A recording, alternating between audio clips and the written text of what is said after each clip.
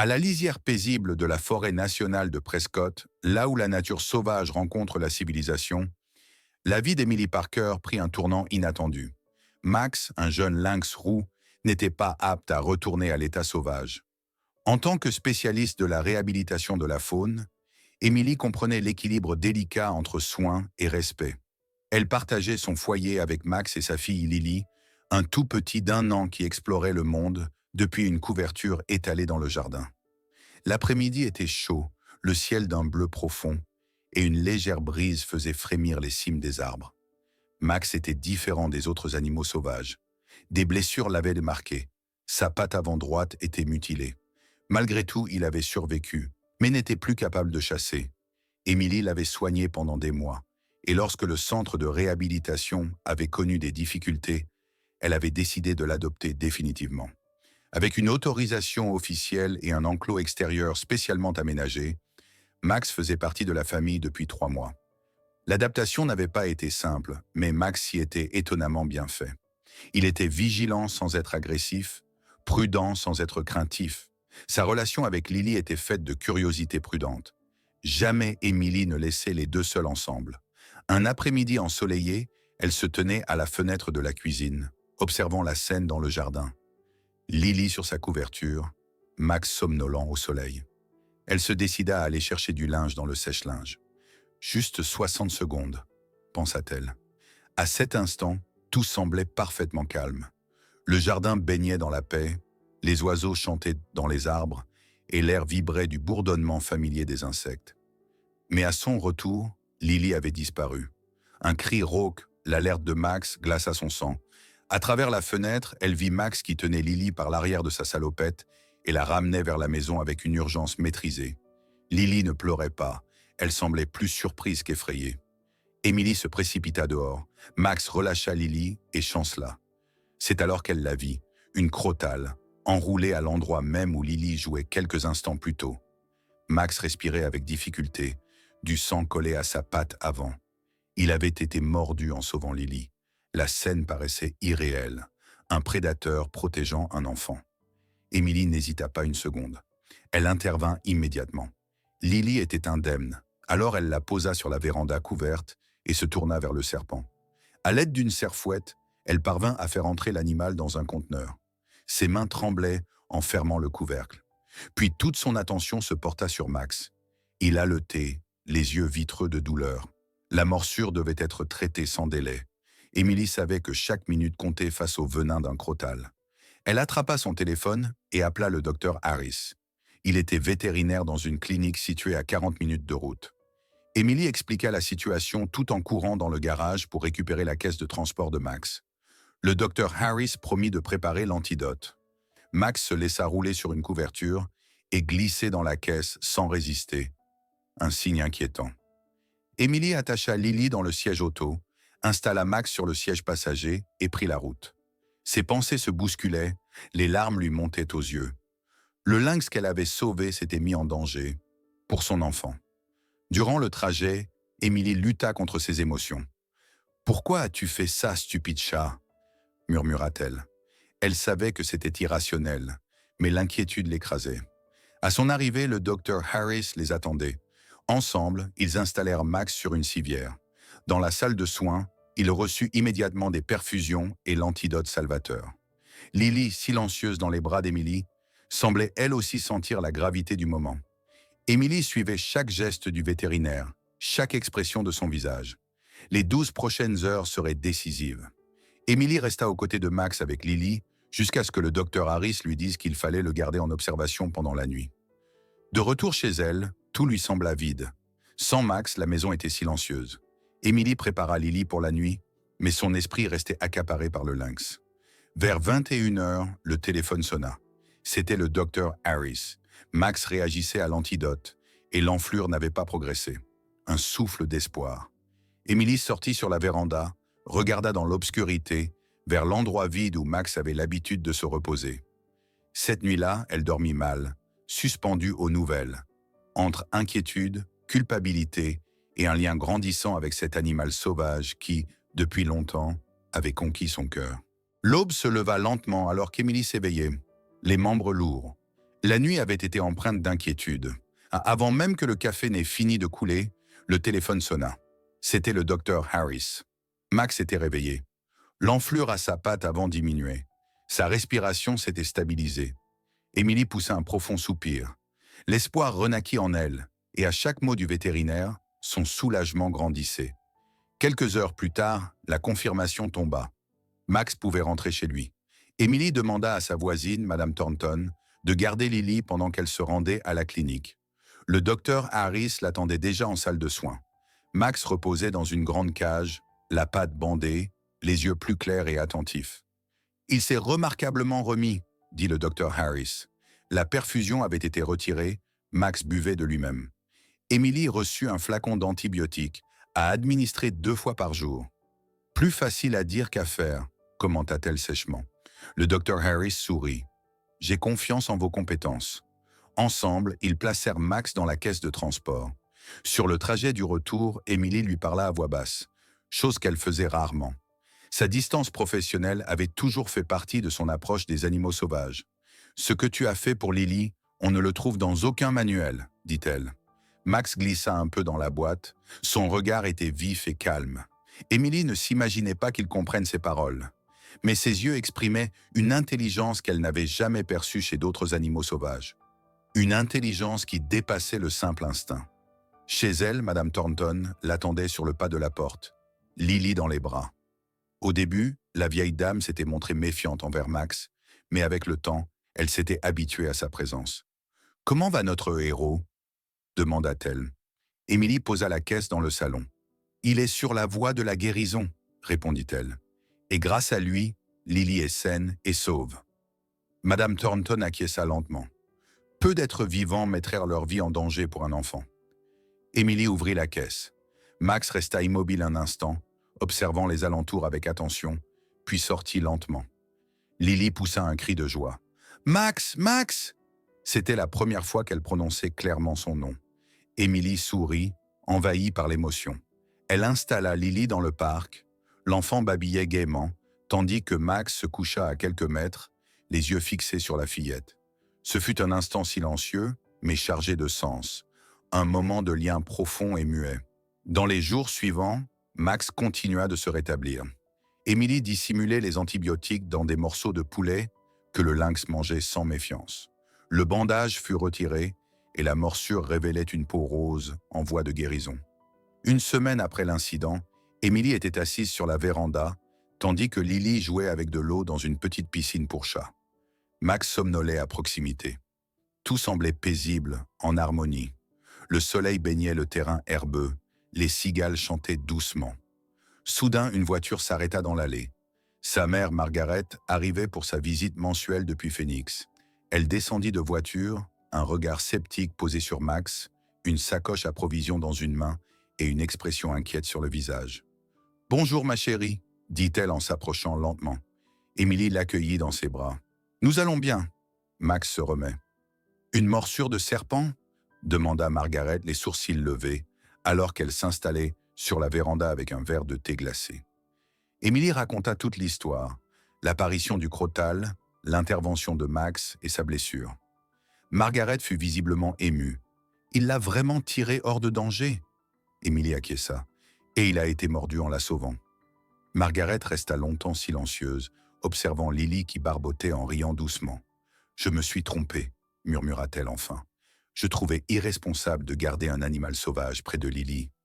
Mais je n'aurais jamais imaginé qu'il la protégerait. » Émilie regarda sa mère. « Il est différent, maman.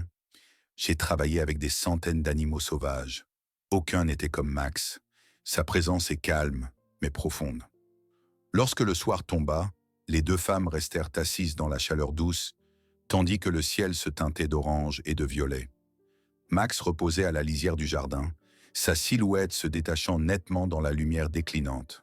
« Tu sais, » dit Margaret pensivement, « mon grand-père disait toujours que les lynx roux étaient des animaux particuliers, qu'ils voyaient des choses que nous ne percevons pas. » Émilie sourit. « Ça ressemble à du folklore. »« Peut-être, » répondit Margaret, « mais chaque légende naît d'une observation. Les gens n'inventent pas ces histoires sans raison. Peut-être que les anciennes croyances contiennent plus de vérité qu'on ne le pense. » À ce moment-là, Max tourna son regard vers elle. Ses yeux dorés reflétaient les dernières lueurs du jour, comme s'il savait qu'on parlait de lui.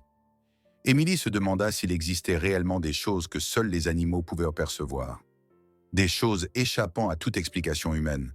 Peut-être existait-il une forme de conscience qui ne se mettait pas en mots, quelque chose de primitif qui vivait encore en Max, quelque chose qui les reliait à lui, d'une manière qu'il commençait tout juste à comprendre. Au fil des mois, la vie dans la petite maison, à la lisière de la forêt nationale de Prescott, reprit peu à peu son cours. Max s'était entièrement remis de la morsure du serpent. La seule trace visible était une petite zone dépourvue de poils sur sa patte avant droite, où le pelage avait repoussé un peu plus clair qu'auparavant. Mais sa vigilance, sa présence silencieuse et son caractère posé restaient inchangés. Émilie installa des barrières anti-serpents supplémentaires autour de la propriété, tout en laissant le reste de la nature intacte, un équilibre entre protection et respect. L'histoire de l'acte héroïque de Max se répandit rapidement dans la communauté des centres de réhabilitation de la faune. Le docteur Harris documenta l'incident pour une revue spécialisée sur le comportement animal. Bientôt, des chercheurs de l'université voisine montrèrent de l'intérêt. Ils souhaitaient observer comment un animal sauvage, manifestant un comportement de protection envers un enfant humain, se comportait dans un environnement familial. Émilie était prudente. Elle accepta des observations limitées, mais précisa que Max ne devait pas devenir un sujet d'expérimentation. Max, quant à lui, ne sembla pas perturbé par ces visites. Il ne montra aucun comportement inhabituel, ni crainte, ni agressivité. Il restait le gardien silencieux du jardin, se déplaçait avec calme sur son territoire et semblait maintenir un lien particulier avec Lily. Alors que la plupart des animaux sauvages se montraient fuyants ou imprévisibles à l'approche des enfants, Max restait impassible. Il ne se laissait pas caresser, ne répondait pas aux appels, mais sa présence était constante. Un observateur, un protecteur, selon ses propres règles. Émilie observait cette évolution avec un étonnement croissant. Elle avait toujours pensé que les animaux sauvages en captivité ne devaient pas être anthropomorphisés. Mais Max faisait figure d'exception. Il ne recherchait pas le contact physique. Pourtant, son comportement envers Lily relevait d'une prudence qui dépassait le simple instinct. Souvent, il restait assis à quelques mètres d'elle pendant qu'elle jouait. Ses oreilles frémissaient au moindre bruit. Ses yeux ne la quittaient jamais. Lors des soirées chaudes, Émilie s'installait avec un livre sur la véranda, tandis que Lily jouait en sécurité sur une couverture. Max se reposait quelque part entre les deux. Parfois, il regardait longuement Émilie, puis fixait Lily, comme s'il comprenait leur rôle dans une meute. Émilie lui parlait à voix basse, comme pour elle-même. « Tu n'es pas comme les autres, Max », lui dit-elle un jour. « Je me demande souvent ce qui se passe dans ta tête. » Un soir, alors que le crépuscule enveloppait le paysage d'une lumière rougeoyante, Lily s'assit sur la couverture et se mit à empiler des blocs. Max s'approcha sans bruit, se coucha près d'elle, juste hors de portée, et l'observa. Lily sourit. « Max !» dit-elle en lui tendant un bloc. Le lynx roux ne bougea pas, mais son regard resta fixé sur elle.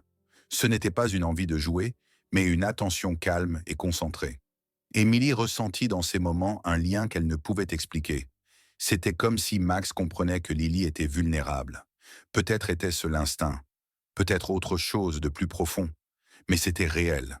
Émilie savait qu'elle ne comprendrait jamais pleinement pourquoi Max avait agi comme il l'avait fait. La science proposait des explications, mais elles restaient insuffisantes. Elle ne pouvait saisir ce qu'Émilie lisait dans le regard de Max, quelque chose d'ancien, de sauvage et pourtant familier. Quelques semaines plus tard, le docteur Harris revint lui rendre visite. Il était accompagné de 2 collègues de l'université. Ils s'assirent dans le jardin, observèrent Max à distance, notèrent ses comportements, les fréquences de ses mouvements et les contacts visuels. Émilie servit du thé glacé, mais resta sur la réserve. Elle tenait à ce que la dignité de Max soit préservée.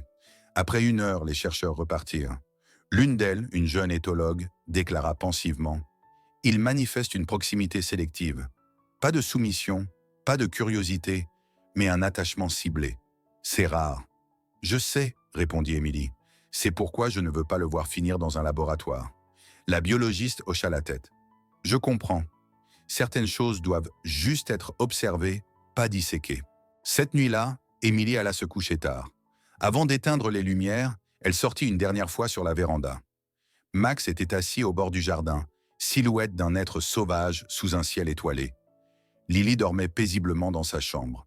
La nuit était douce, calme, remplie de stridulations et de bruissements lointains. Émilie resta un moment debout, observant le lynx, et se sentit étrangement en sécurité. Non pas parce que Max était inoffensif, mais parce qu'il avait choisi de rester. « Bonne nuit, Max », murmura-t-elle. Il ne bougea pas, mais ses oreilles frémirent légèrement. Et Émilie sut qu'il l'avait entendu.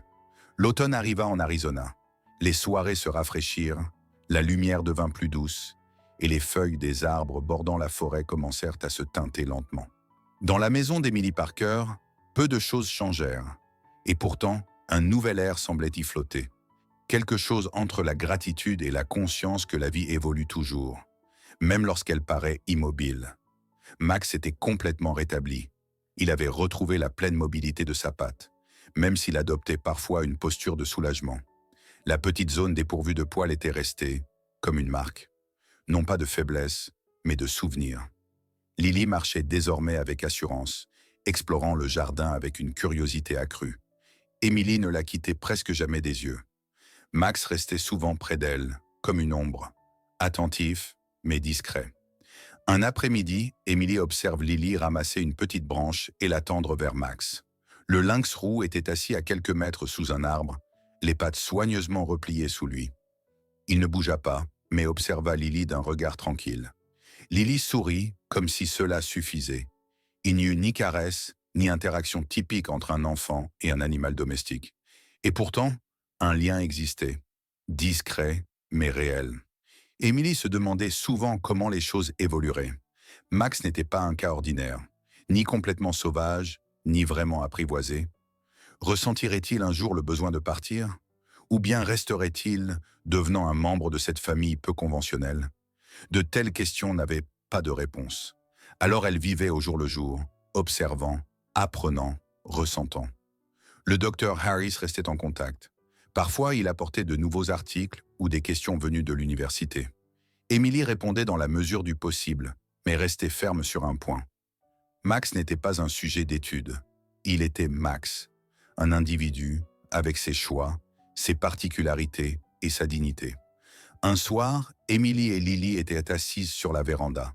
Le ciel était clair, les premières étoiles scintillaient. Max était couché à quelques mètres, dans l'herbe. Lily, un peu plus âgée désormais, le regarda et murmura « Max est notre ami ». Émilie sourit. « Oui, c'est vrai ». Puis vint le jour où Émilie dut se rendre en ville avec Lily. C'était la première fois depuis l'arrivée de Max qu'elle le laissait seul pendant plusieurs heures. À leur retour, Max les attendait devant la porte de la véranda, immobile mais alerte, comme s'il avait guetté leur retour. Lily appela son nom. Max tourna légèrement la tête. Ce n'était qu'un instant, mais pour Émilie, un symbole. Il était resté parce qu'il l'avait voulu. Dans les semaines suivantes, cette impression devint certitude. Max était devenu partie prenante de quelque chose qu'il n'avait pas choisi, mais qu'il avait accepté. Il ne vivait pas à côté d'eux, mais avec eux. Et tandis qu'Émilie continuait de trouver l'équilibre entre proximité et respect, elle comprit que cette relation, si inhabituelle soit-elle, reposait sur un accord silencieux, entre deux êtres qui ne se comprenaient pas, mais se respectaient. À l'approche de l'hiver et des premières gelées nocturnes, Émilie prépara l'enclos extérieur pour les nuits froides, même si Max avait depuis longtemps choisi de dormir dans la maison. Parfois sur le paillasson dans le couloir, parfois devant la chambre de Lily. Ce n'était pas prévu, mais c'était juste. Par une soirée de décembre particulièrement claire, Émilie s'assit sur la véranda. Lily dormait, Max était roulé en boule près de la porte. Elle repensa à ce jour d'été, au cliquetis, aux cris, au sang, et à ce moment où un animal sauvage avait décidé de sauver un enfant humain, non par dressage, non par devoir, mais parce qu'il l'avait voulu. « Merci, Max, dit-elle doucement. » Le lynx leva légèrement la tête, ses yeux brillèrent sous les étoiles. Émilie savait que les mots n'avaient sans doute pas de sens pour lui, mais peut-être suffisait-il qu'il reconnaisse sa voix, qu'il sache. Il était vu, il était estimé, il était chez lui. C'est ainsi que se termina ce chapitre de leur vie, non par un grand événement, mais dans la certitude tranquille que certains liens vont plus loin que les mots ou les attentes. Ils naissent dans les actes, dans la présence, dans le respect mutuel, et ils durent comme Max.